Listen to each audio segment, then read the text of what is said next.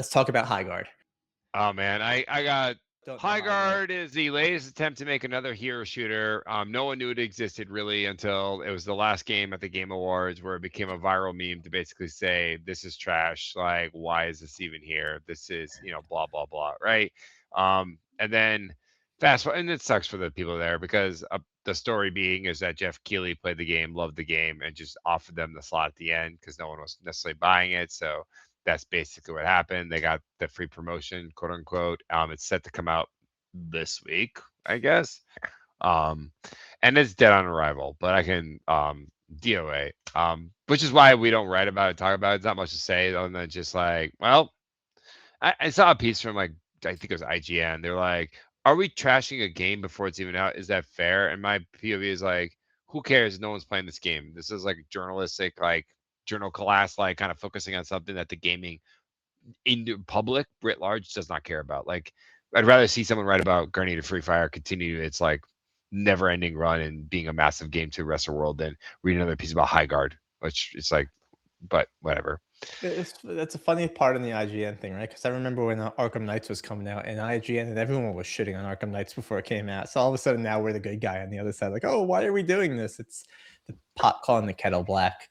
But the more I read about it, and I know people always say, "Oh, brought to you by the people from these studios," right? Right? It's technically a Titanfall successor, and people have been asking for that for the longest time. And they added a couple mechanics to it, which might make it interesting. I'm not disagreeing with you. It's kind of got the shit end of a stick going for it. But the thing is, maybe that's the type of hype that, like, might have people being like, "I'm going to try this." Well, so that's my POV on it. Is that there's no actual measurable attention on this game, and so all the hype and all the conversation is very much the gaming industry talking about thing, not the normies out there. They don't know this thing exists, and that's why it's gonna die. It had nothing to do with quality. I think bad games can sell all the time. It's all about getting attention, and if you get attention, people will play and buy your game or spend money on it, and they have no attention. And the market they're going into, which is why is this game being made? I think is a fair point. It's like you're going in a market that's owned by Overwatch, Rivals, and Apex. Are you going to dethrone those three things unless you have a war chest of money to pull the attention away? The answer is probably no, right? And so that's where I think games like this are hard because you're basically inviting the hero shooter community to switching costs. Like, oh, switch from this to this. It's not going to happen. But that's why also am I more bullish on Marathon. People hated on that game people, and we should talk about this next week because I'll have data.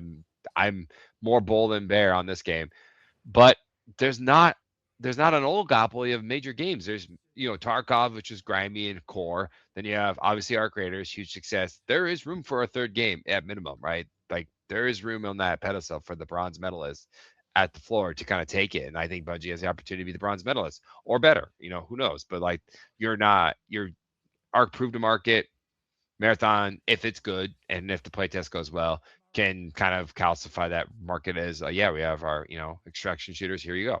I'm so excited about Marathon. I was about to buy Arc Raiders, and I read Marathon's coming March 6th with an open beta the week before. And that's like, this is what Battlefield did, right? And this is what worked for Battlefield. And I think Bungie learned, Bungie heard, Bungie listened to the feedback that they got. The artwork thing was resolved. Everything was resolved. Like, I think they got their ducks in a row, and I think they're going to get something with Marathon. And I'm super excited to be able to play it. I like Bungie. I'm a Destiny guy and OG Halo.